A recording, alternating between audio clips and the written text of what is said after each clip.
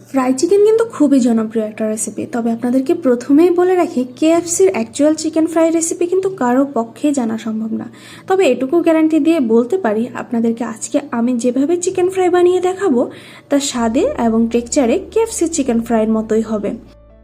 এবং আমি এখানে ঘরোয়া উপায়ে কীভাবে চিকেন ফ্রাই বানাতে হয় তাই আপনাদেরকে দেখাচ্ছি। সাথে থাকছে অনেক tips and tricks. By the way, আপনারা দেখছেন এমআর রান্নাঘর। আজকে আমাদের রেসিপি হচ্ছে ফ্রাই চিকেন। তো ফ্রাই চিকেন বানানোর জন্য আমি এখানে প্রথমেই নিয়ে নিয়েছি 1 কেজির মতো উইথ স্কিন চিকেন। আর এই উইথ স্কিন চিকেন আপনারা যে কোনো নর্মাল শপেই পেয়ে যেতে পারেন। চিকেনগুলোকে আমি একটু মিডিয়াম সাইজের করে কেটে নিয়েছি, আপনারা চাইলে আরেকটু ছোট করেও কেটে নিতে পারেন। এবার এই চিকেনগুলোকে আমাদেরকে বাটার মিল্কে সোক করে রাখতে হবে। তো আপনাদের হাতের কাছে যদি বাটার মিল্ক না থাকে, কিভাবে আপনারা বাটার মিল্ক বানাতে পারেন তাই আমি আপনাদেরকে দেখিয়ে দিচ্ছি। এই বাটার মিল্ক বানানোর জন্য আপনাদেরকে একটা বাটিতে প্রায় 3 চা চামচের মতো টক দই নিয়ে নিতে হবে। আর টক দইটাকে খুব ভালো করে ফেটিয়ে নিতে হবে। টক দইটা ভালো করে ফেটানো হয়ে গেলে আমরা তাতে পানি অ্যাড করে নেব।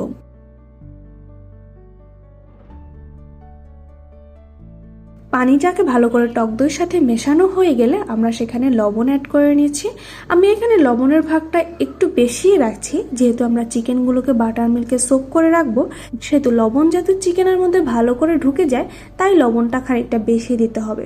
এই চিকেনগুলো ভালো করে বাটার মিল্কে সোক করে রাখতে হবে প্রায় 1 ঘন্টার মতো। যদি আপনাদের হাতে সময় থাকে তাহলে আপনারা 3 ঘন্টার মতো বাটার মিল্কে সোক করে রাখতে পারেন, তাহলে বেশ ভালো হয়। এই চিকেনগুলোর জন্য আমাদের এখন 2 ধরনের কোটিং প্রয়োজন হবে। তো চলুন প্রথম কোটিংটা বানিয়ে নিই। তো আমি এখানে প্রথমে একটা বাটিতে একটা ডিম নিয়ে নিয়েছি আর তাতে দিয়ে দিয়েছি লবণ, আর অ্যাড করব সামান্য গোলমরিচের গুঁড়ি। আর তাতে যা অবশ্যই দিতে হবে তা হচ্ছে 2 চা চামচের মতো ময়দা। এবার আমি সবগুলো ইনগ্রেডিয়েন্টস ভালো করে মিশিয়ে নিচ্ছি যাতে কোনো ধরনের ডেলা না থাকে। আপনাদের কিন্তু অবশ্যই মনে রাখতে হবে 1 কেজি চিকেনের জন্য একটা ডিম এনাফ। দেখুন আমার মিশ্রণটা কি পরিমাণে স্মুথ হয়ে গিয়েছে। চলুন এবার সেকেন্ড কোটিংটা বানিয়ে নিই। তো প্রথমেই আমাদের এখানে একটা বাটিতে 3 টেবিল চামচের মতো ময়দা নিয়ে নিতে হবে। আর তাতে দিয়ে দিতে হবে 1 টেবিল চামচের মতো কর্নফ্লাওয়ার। এই 3:1 রেশিওটা কিন্তু অবশ্যই আপনাদের মনে রাখতে হবে। এবার আমি এখানে অ্যাড করে নিয়েছি 1 চা চামচের মতো আদা রসুন বাটা, আর 1 চা চামচের মতো লবণ, 1 চা চামচের মতো লাল মরিচের গুঁড়া, হাফ চা চামচের মতো গোলমরিচের গুঁড়া। আপনাদের বাসায় যদি পেপরিকা পাউডার থাকে তাহলে আপনারা অবশ্যই পেপরিকা পাউডার ব্যবহার করবেন। আমি যেহেতু ঘরোয়া উপায়ে বানিয়ে দেখাচ্ছি তাই আমি এখানে লাল মরিচের গুঁড়াই ব্যবহার করলাম।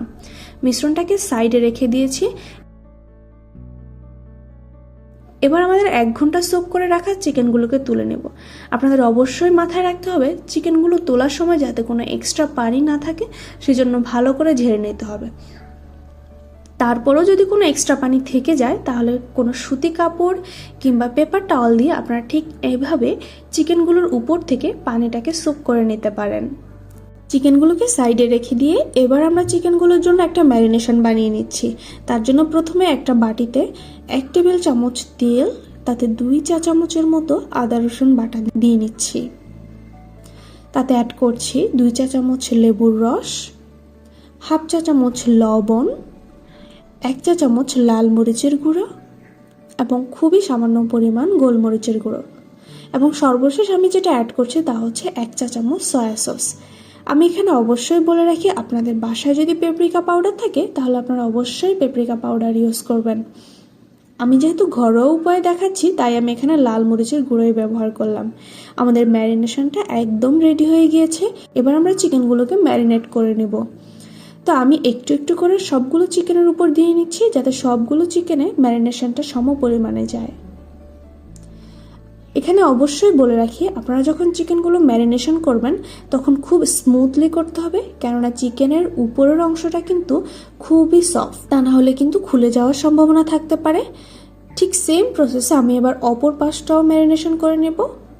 চিকেনগুলো ম্যারিনেট করা হয়ে গেলে আমি এগুলোকে 10 থেকে 15 মিনিটের জন্য রেস্টে রেখে দিব। আপনাদের হাতে যদি পর্যাপ্ত পরিমাণ সময় থাকে তাহলে আপনারা এটিকে 1 থেকে 1.5 ঘন্টাও রেস্টে রেখে দিতে পারেন।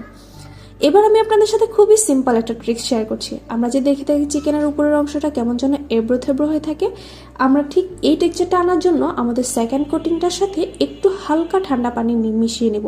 যখন আমরা ভাজবো পানিটা আগে বাষ্পায়িত হয়ে যাবে এবং ঠিক এরকম একটা এবড়ো থেবড়ো ভাব চলে আসবে।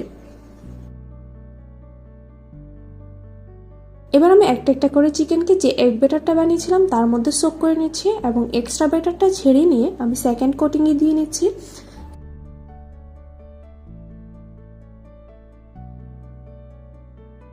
প্রথমে আমি খুব হালকা করে উপরে ময়দাটা দিয়ে নিচ্ছি এবং শেষে আমি খুব জোরে ঠিক এইভাবে 2-3 বার করে প্রেস করে নিব, যাতে ময়দাটা একদম চিকেনের সাথে ভালোভাবে লেগে যায় এবং একটা এবড়ো থেবড়ো টেক্সচার তৈরি হয়।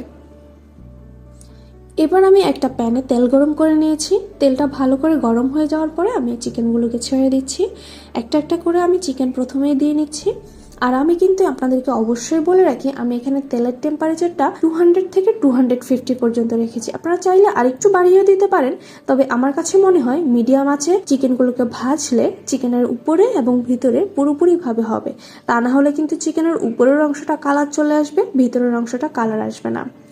আমি এক এক করে সবগুলো চিকেনকে ঠিক এইভাবে করে প্রেস করে নেব এবং তেলের মধ্যে দিয়ে দেব। আমি আপনাদেরকে বলে রাখছি, আমি কিন্তু এখানে চিকেনগুলোকে একেবারেই ভেজে নেব না। প্রথমে 80% ভাজবো, পরে আবার ভাজবো। আর এটার পিছনে সাইজটা হচ্ছে, যখন আমরা একবার 80% ভাজবো তারপর রেস্টে রেখে দেওয়ার পরে চিকেনের ভিতরের অংশটা খুব ভালো করে সেদ্ধ হয়ে যাবে। আমার চিকেনগুলো 80% হয়ে গেলে আমি তুলে নিয়েছি।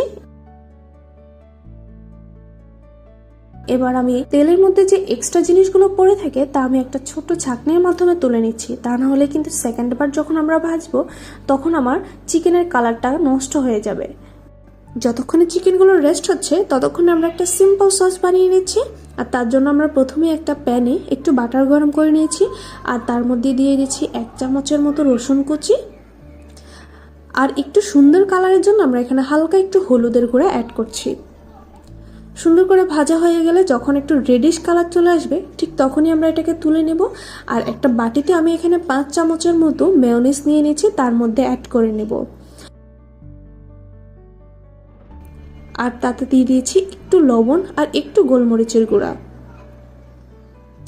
সবগুলো জিনিসকে ভালো করে মেশানো হয়ে গেলেই কিন্তু আমার সসটা রেডি। আপনারা চাইলে কিন্তু এখানে একটু অরিগানো আর একটু লেবুর রসও ব্যবহার করতে পারেন, যদি আপনাদের হাতের কাছে অ্যাভেলেবল থাকে। আমি যেহেতু ঘরোয়া উপায়ে দেখাচ্ছি সেজন্য আমি এখানে অরিগানো অ্যাড করলাম না। আপনারা দেখতেই পাচ্ছেন আমার সসটা কি পরিমাণ ইয়াম্মি লাগছে। এটা কিন্তু খেতেও দারুণ হয়েছে, আপনারা চাইলে এটা বাসায় বানিয়ে খেতে পারেন। তো এবার আমরা চিকেনগুলোকে সেকেন্ড টাইমের মতো ভাজবো। এবার কিন্তু অবশ্যই বলে রাখি, আমি তেলটাকে ভালো করে গরম করে নিয়েছি এবং আমি এখানে কিন্তু হিটটা একদম হাই হিট রেখেছি। হাই হিট রাখার কারণ হচ্ছে চিকেনগুলোর উপরে যাতে খুব সুন্দর একটা কালার আসে এবং উপরের অংশটাও খুব ক্রিস্পি হয়ে যায়। দেখতেই পাচ্ছেন আমার চিকেনগুলো কি সুন্দর একটা কালার এসেছে। এবার আমি এগুলোকে ডিরেক্ট প্লেটে সার্ভ করে নেব। আমার চিকেনগুলো কিন্তু খুবই ক্রিস্পি হয়েছে এবং খেতে কিন্তু একদমই কেএফসি চিকেন ফ্রাইয়ের মতো হয়েছে। আপনারা কিন্তু চাইলে খুব সিম্পলি আমার রেসিপিটা ফলো করে এই কেএফসি চিকেন ফ্রাই বানিয়ে খেতে পারেন। আজ এই পর্যন্তই। আল্লাহ হাফেজ।